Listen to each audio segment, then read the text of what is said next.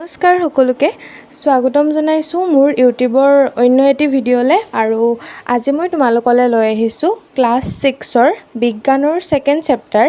জীৱ আৰু জৈৱ বৈচিত্ৰ্যৰ question answer page number 62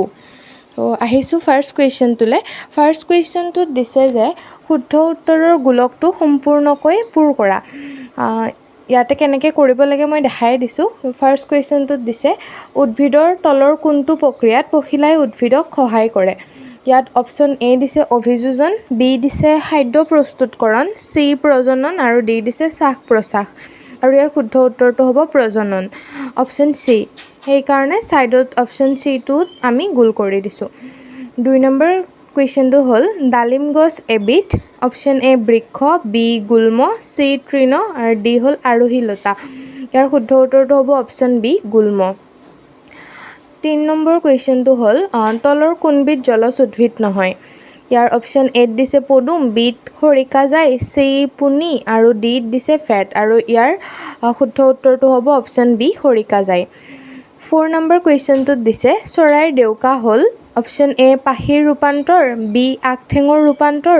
C পিছঠেঙৰ ৰূপান্তৰ আৰু ডি এ আৰু বি দুয়োটাই আৰু ইয়াৰ শুদ্ধ উত্তৰটো হ'ব অপশ্যন বি আগঠেঙৰ ৰূপান্তৰ কুৱেশ্যন নম্বৰ 5ত দিছে ঠাণ্ডা ঠাইত থকা জন্তুবোৰৰ দেহত দীঘল নোমৰ কাৰ্য কি অপশ্যন এত দিছে ই দেহক তাপৰ পৰা সুৰক্ষা দিয়ে বিত দিছে ই দেহক বৰষুণৰ পৰা সুৰক্ষা দিয়ে অপশ্যন চি ই দেহক শীতৰ প্ৰকোপৰ পৰা সুৰক্ষা দিয়ে আৰু ডিত দিছে ই দেহক আঘাতৰ পৰা সুৰক্ষা দিয়ে আৰু ইয়াৰ শুদ্ধ উত্তৰটো হ'ব অপশ্যন চি ই দেহক শীতৰ প্ৰকোপৰ পৰা সুৰক্ষা দিয়ে এতিয়া আহিছোঁ কুৱেশ্যন নম্বৰ 2 খালী ঠাই পূৰ কৰা খালী ঠাই পূৰ কৰাৰ প্ৰথম প্ৰশ্নটো হৈছে বীজপত্ৰ তাৰপিছত খালী ঠাই আছে তাৰপিছত সেই খালী ঠাইটোত হ'ব বীজপত্ৰ বীজৰ ভিতৰত থাকে কুৱেশ্যন নম্বৰ 2টোত দিছে জালৰ দৰে হীৰাবিন্যাস দেশ উদ্ভিদৰ চৰিত্ৰ আৰু সেই খালী ঠাইটোত হ'ব মুখ্যমূল জাতীয় উদ্ভিদৰ চৰিত্ৰ উত্তৰ কোষটোত দেশ জমা হৈ থাকে খালী ঠাইটোত হ'ব খাদ্য জমা হৈ থাকে পৰ্বতীয়া অঞ্চলৰ গছৰ আকৃতি দেশৰ দৰে খালী ঠাইটোত বহিব শংকুৰ দৰে আৰু 5 নম্বৰটোত দিছে ফুপুলা হাৰ দেশৰ এক চৰিত্ৰ তাত খালী ঠাইত চৰাই দি দিলে হৈ যাব চৰাইৰ এক চৰিত্ৰ কিন্তু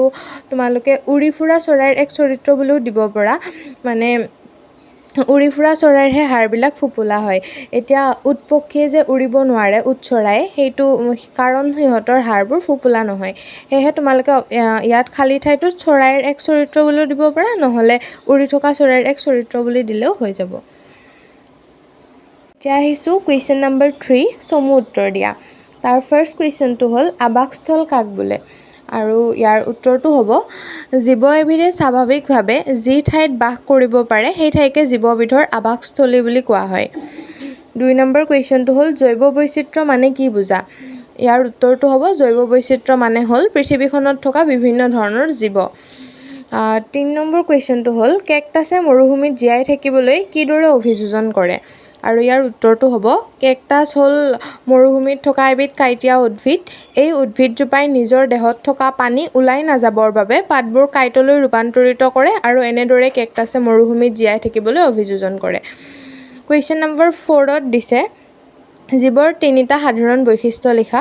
আৰু ইয়াৰ উত্তৰটো হ'ব সকলো জীৱৰে বংশবৃদ্ধি হয় জীৱৰ বৃদ্ধি আৰু বিকাশ হয় সকলো জীৱই উশাহ নিশাহ লয় এই 3টা লিখি দিলে হৈ যাব 5 নম্বৰ কুৱেশ্যনটোত দিছে সমান্তৰাল হীৰাবিন্যাস থকা 3বিধ পাতৰ উদাহৰণ দিয়া আৰু ইয়াৰ উত্তৰ হ'ব ধান ঘেঁহু মাকৈ এইবিলাক লিখি দিব পৰা 6 নম্বৰ কুৱেশ্যনটোত দিছে জৈৱ বৈচিত্ৰ্যৰ গুৰুত্ব লিখা আৰু ইয়াৰ উত্তৰটো হ'ব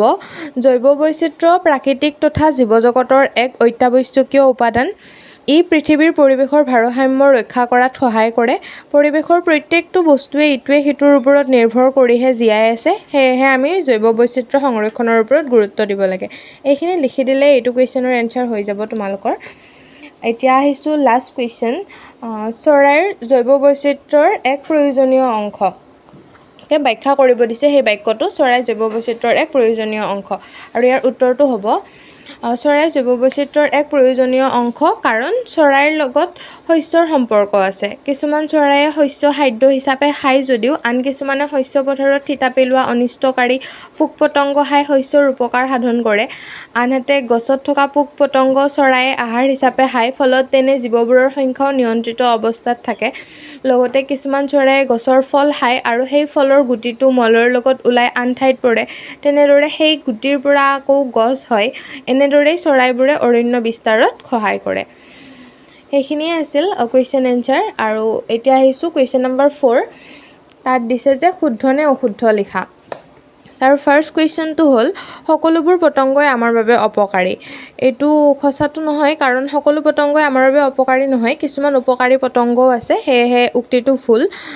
তোমালোকে অশুদ্ধ বুলি লিখি দিবা ছাইডত। 2 নম্বৰটোত দিছে চৰাইয়ে অৰণ্য বিস্তাৰণত সহায় কৰে। এইটো শুদ্ধ বুলি লিখিলে হ'ল। কুৱেশ্যন নম্বৰ 3ত দিছে পৰিৱেশৰ সকলো জীৱৰ মাজত কোনো ধৰণৰ পৰস্পৰ সম্পৰ্ক নাই। এইটো ভুল, কাৰণ পৰিৱেশৰ সকলো জীৱই ইটোৱে সিটোৰ ওপৰত নিৰ্ভৰ কৰিহে জীয়াই আছে, সেয়েহে এইটো হ'ব অশুদ্ধ। 4 নম্বৰ কুৱেশ্যনটোত দিছে জৈৱ বৈচিত্ৰ্যৰ অৱক্ষয়ে পৰিৱেশত প্ৰভাৱ পেলায়। এইটো শুদ্ধ বুলি দি দিবা। আৰু 5 নম্বৰ কুৱেশ্যনটোত দিছে অতিপাত ঠাণ্ডা ঠাইত কোনো জীৱই জীয়াই থাকিব নোৱাৰে। এইটো সঁচাটো নহয়, কাৰণ ঠাণ্ডা জেগাতো বহুত জীৱ জীয়াই আছে, সেয়েহে এইটো অশুদ্ধ বুলি দি দিবা। আৰু এইখিনিয়ে আছিল তোমালোকৰ ছেকেণ্ড চেপ্টাৰৰ কুৱেশ্যন এনচাৰ। বাকী ভিডিঅ'টি চাই কেনে পালা কমেণ্টত জনাবা। আৰু তোমালোকৰ বিজ্ঞানৰ প্ৰথম চেপ্টাৰৰ কুৱেশ্যন এনচাৰৰ ভিডিঅ'টিও মই আপলোড কৰিছোঁ। তোমালোকে যদি এতিয়ালৈ মোৰ সেইটো ভিডিঅ' চোৱা নাই তেন্তে ভিডিঅ'টো গৈ চাই ল'বা। ডেছক্ৰিপশ্যনত মই লিংকটো দি দিম। লগতে ভিডিঅ'টি যদি চাই ভাল লাগিলে তেন্তে এটা লাইক কৰি দিবা। তোমালোকৰ বন্ধু-বান্ধৱ